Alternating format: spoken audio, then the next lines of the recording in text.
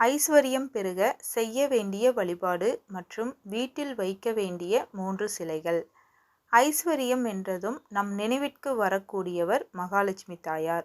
மகாலட்சுமி தாயாருக்கே அந்த ஐஸ்வர்யத்தை வழங்கியவர் சிவபெருமான். அப்படிப்பட்ட சிவபெருமானை நாம் இறுக பற்றி கொண்டு முழு மனதோடு வழிபாடு செய்தோம் என்றால் கண்டிப்பாக நமக்கு ஐஸ்வர்யத்தை வழங்குவார்.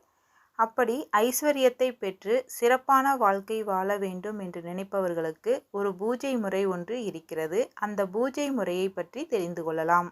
சிவபெருமானை வழிபாடு செய்தால் ஐஸ்வர்யம் பெருகும் என்றாலும் சிவபெருமானோடு சேர்த்து நாம் மகாலட்சுமி தாயாரையும் வழிபாடு செய்யும் பொழுதுதான் நமக்கு முழுமையான பலன் என்பது கிடைக்கும் என்று கூறப்படுகிறது. அப்படி இவர்கள் இருவரின் அருளை பெறுவதற்கு மார்வாடிகள் பலவிதமான பூஜைகளை செய்வார்கள். அந்த பூஜைகளின் பலன்தான் அவர்கள் கையில் பணம் நிரந்தரமாக தங்குகிறது. அந்த பூஜை முறைகளில் ஒன்றை பற்றி தான் இந்த பதிவில் நாம் பார்க்க போகிறோம்.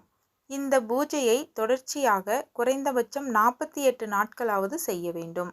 இதற்கு நமக்கு ஒரு செம்பால் செய்யப்பட்ட சொம்பு ஒன்று வேண்டும். அது பெரிய அளவில் இருந்தால் மிகவும் நல்லது. தினமும் காலையில் எழுந்து குளித்து முடித்துவிட்டு அந்த சொம்பு நிறைய சுத்தமான தண்ணீரை எடுத்துக்கொண்டு அருகில் இருக்கக்கூடிய அரச மரம் இருக்கும் இடத்திற்கு போய் அந்த தண்ணீரை அரச மரத்தடியில் ஊற்ற வேண்டும்.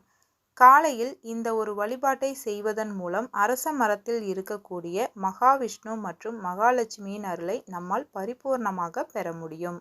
இதோடு மாலை நேரத்தில் அருகில் இருக்கக்கூடிய சிவபெருமானின் ஆலயத்திற்கு செல்ல வேண்டும். அங்கு வழிபாடு அனைத்தையும் நிறைவு செய்த பிறகு சிவபெருமானுக்கு முன்பாக அமர்ந்து தாரித்திரிய தகன சிவசோஸ்திரம் இந்த ஒரு பாடலை ஒரு முறை படிக்க வேண்டும்.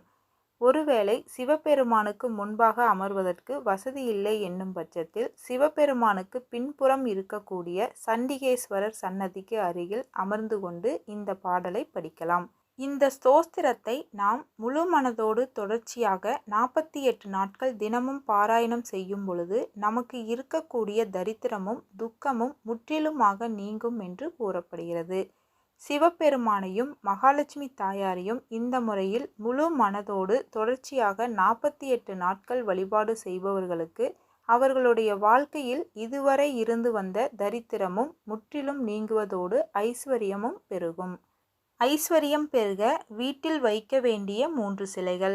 தெய்வ சிலைகள் வீட்டில் இருப்பது மிகவும் நல்ல விஷயமாகும். அதிலும் இந்த 3 தெய்வங்களின் சிலைகள் உங்கள் வீட்டில் இருந்தால் உங்களுக்கு அதிர்ஷ்டமும் ஐஸ்வர்யமும் கிடைக்கும். அதாவது மஞ்சள் அல்லது தங்க முலாம் பூசப்பட்ட விநாயகர் சிலையை வைத்திருந்தால் வீட்டில் உள்ள வாஸ்து தோஷங்கள் நீங்கும். ஆலமரம், மாமரம் அல்லது வேப்ப மரத்தினால் ஆன விநாயகர் சிலையை பூஜை அறையில் வைத்திருப்பது மிகவும் நல்லது. இத்தகைய சிலையை வீட்டில் வைத்திருந்தால் வாழ்வில் உள்ள பிரச்சனைகள் நீங்கி சந்தோஷமும் மகிழ்ச்சியும் அதிகரிக்கும். பூஜை அறையில் சிவபெருமான் தியானம் செய்வது போன்ற சிலையை வைத்திருப்பது மிகவும் நல்லது. ஆனால் சிவபெருமான் நடனம் ஆடுவது போன்ற சிலையை வைத்திருக்கக்கூடாது. ஒன்றிற்கும் மேற்பட்ட சிவனின் சிலைகள் பூஜை அறையில் இருந்தால் அது வீட்டில் பிரச்சனைகள் ஏற்படுத்துவதற்கு வழிவகுக்கும்.